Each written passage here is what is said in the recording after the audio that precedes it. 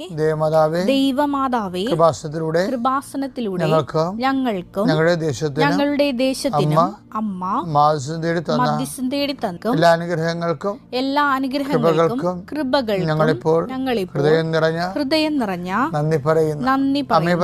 അമ്മേ പരിശുദ്ധമേ, ദൈവമാതാവേ, 2004 ഡിസംബർ 7 ഉച്ചകഴിഞ്ഞ് 2:30 കൃപാസനത്തിൽ സംഭവിച്ച അമ്മയുടെ പ്രത്യക്ഷപ്പെടലിനെ കുറിച്ച് തിരുസഭയ്ക്ക് സമർപ്പിച്ചിരിക്കുന്ന പഠനരേഖകളുടെ മേൽ സഭാത്മകമായ പഠനം ആരംഭിക്കുവാൻ ഞങ്ങൾ പ്രാർത്ഥിക്കുന്നു.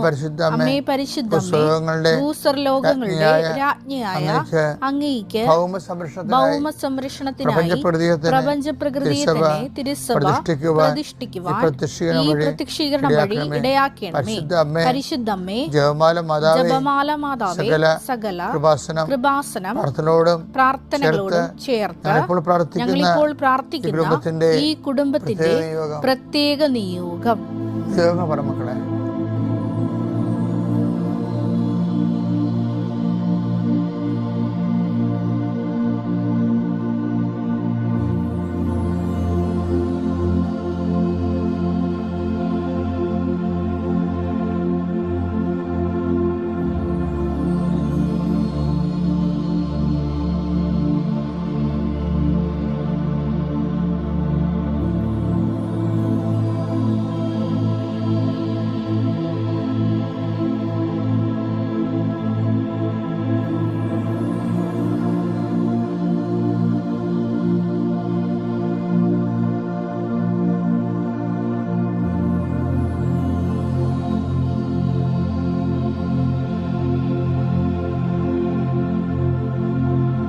അമ്മയുടെ പ്രത്യക്ഷീകരണത്തിന്റെ ഈ അനുഗ്രഹവേളയിൽ ഞങ്ങൾക്ക് സാധിച്ചു തരുവാൻ കനിയണമേ.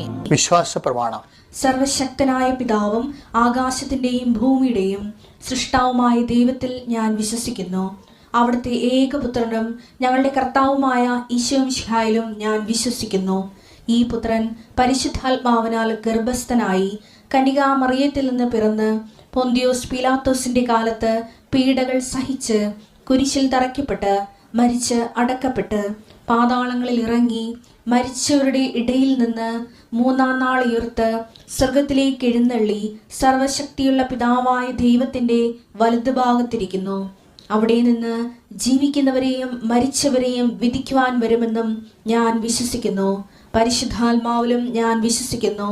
വിശുദ്ധ കത്തോലിക്കാ സഭയിലും പുണ്യവാന്മാരുടെ ഐക്യത്തിലും പാപങ്ങളുടെ മോചനത്തിലും ശരീരത്തിന്റെ ഉയർപ്പിലും നിത്യമായ ജീവിതത്തിലും ഞാൻ വിശ്വസിക്കുന്നു. ആമേൻ. സ്വർഗ്ഗസ്ഥനായ ഞങ്ങളുടെ പിതാവേ, അങ്ങയുടെ നാമം പൂജിതമാകണമേ. അങ്ങയുടെ രാജ്യം വരണമേ. അങ്ങയുടെ തിരുമനസ് സ്വർഗത്തിലെ പോലെ ഭൂമിയിലും ആകണമേ. അന്നു വേണ്ടുന്ന ആഹാരം ഇന്ന് ഞങ്ങൾക്ക് തരണമേ. ഞങ്ങളോട് തെറ്റ് ചെയ്യുന്നവരോട് ഞങ്ങൾ ക്ഷമിക്കുന്നത് പോലെ ഞങ്ങളുടെ തെറ്റുകൾ ഞങ്ങളോടും ക്ഷമിക്കണമേ.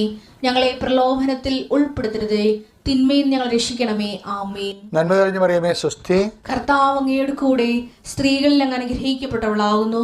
അങ്ങയുടെ ഉദരത്തിൻ ഫലമായി ഈശോ അനുഗ്രഹിക്കപ്പെട്ടവനാകുന്നു. പരിശുദ്ധ മറിയമേ, തമ്പുരാന്റെ അമ്മേ, പാപികളായ ഞങ്ങൾക്ക് വേണ്ടി ഇപ്പോഴും ഞങ്ങളുടെ മരണസമയത്തും തമ്പുരാനോട് അപേക്ഷിക്കണമേ. ആമേൻ. എൻ്റെ കർത്താവേ, നിന്റെ ഉന്നതമായ നാമത്തിന് സ്വസ്ഥം ചെയ്യുന്നു. നിന്റെ കർത്താവേ, നിന്റെ വിശുദ്ധ പൗരോഹിത്യത്തെ മഹത്വപ്പെടുത്തണമേ. കർത്താവേ, സഭയിലുള്ള സാന്നിധ്യം ദൃഢമാക്കണമേ. 39 വർഷം ഞാൻ അർപ്പിച്ച കുർബാനയുടെ യുഗതിയാൽ കൃപാസനത്താര ജീവനോടെ പ്രത്യക്ഷപ്പെട്ട പരിശുദ്ധ അമ്മയുടെ മാധ്യസ്ഥ ഹൃദയവേദനെ നീ അനുഗ്രഹിക്കപ്പെടട്ടെ. നിന്റെ കുടുംബം അനുഗ്രഹിക്കപ്പെടട്ടെ. നിന്റെ യാത്ര, നിന്റെ ചിന്തകൾ, നിന്റെ ആലോചനകൾ, നീ എടുക്കുന്ന തീരുമാനങ്ങൾ ദൈവവേദനെ കർത്താവ് നിന്നെ ആശീർവദിക്കട്ടെ.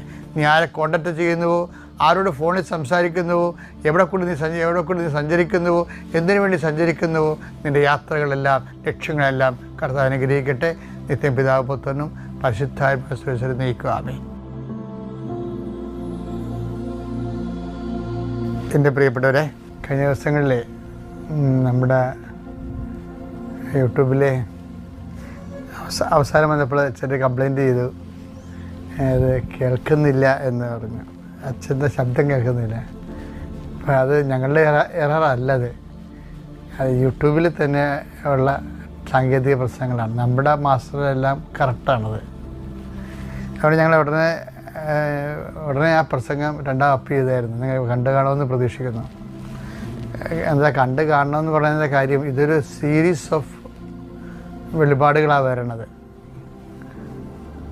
കാര്യം കൃപാസനവും അതിൻ്റെ ആധ്യാത്മികതയെന്ന് പറയുമ്പോൾ മാതാവിൻ്റെ പ്രത്യക്ഷീകരണവുമായിട്ട് ബന്ധപ്പെട്ട് ദൈവം അപ്ഡേറ്റ് ചെയ്യുന്നതാണത്. അപ്പോൾ അതുകൊണ്ട് തന്നെ അതിൻ്റെ ലിങ്ക് പോകാതിരിക്കാനാണ് ഞാൻ ഇടയ്ക്കിടയ്ക്ക് നിങ്ങൾ അപ്ഡേറ്റ് ചെയ്യണമെന്ന് പറയണം.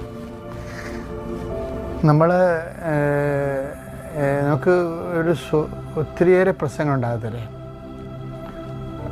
മൾട്ടി പ്രോബ്ലംസില്ലേ ജീവിതത്തിൽ, മൾട്ടി പ്രോബ്ലംസ്. ഇന്ന് മകളെ പേർക്കിടാവിനെ കാണാൻ വേണ്ടി ആശുപത്രിയിൽ പോകണം, അവിടെ നിന്ന് പിന്നെ ഓഫീസിൽ പോകണം. ഓഫീസിൽ ചെല്ലുമ്പോൾ വേറെ അവിടെ ചില അസൈൻമെൻറ്റുകൾ ചെയ്ത് കാണത്തില്ല, അത് നമ്മളെ ഏൽപ്പിച്ച ആൾക്കാർ നമ്മളത് പരാജയപ്പെടുത്തി കാണും. അങ്ങനെ എവർ സോ മെനി വിത്ത് ഡിഫറെൻ്റ് ആയിട്ടുള്ള വിഷയങ്ങളെല്ലാം കൂടി ചില പറയും. എൻ്റെ തലക്ക് ഭ്രാന്ത് പിടിക്കണമെന്ന് പറയും. എന്ന് വെച്ചാൽ ഒരു പ്രശ്നമല്ല, പല പ്രശ്നങ്ങളെല്ലാം കൂടി നമ്മളല്ല ഫേസ് ചെയ്യേണ്ടത്. അങ്ങനെ വരുമ്പോൾ എന്ത് ചെയ്യണമെന്ന് അറിയാം മക്കളെ?